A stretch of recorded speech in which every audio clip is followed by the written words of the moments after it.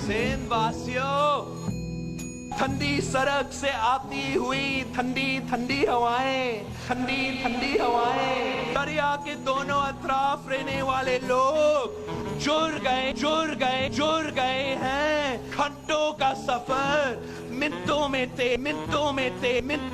तय हो रहा है। अरबों रुपए की लागत से दरिया पर पुल बनाए गए हैं। घोसपुर गोट की फुल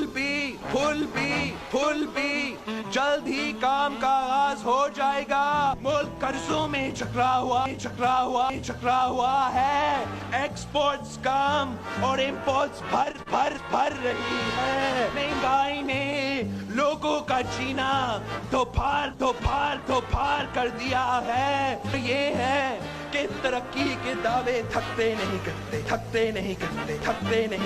सिंध खंडर बन गया। नारे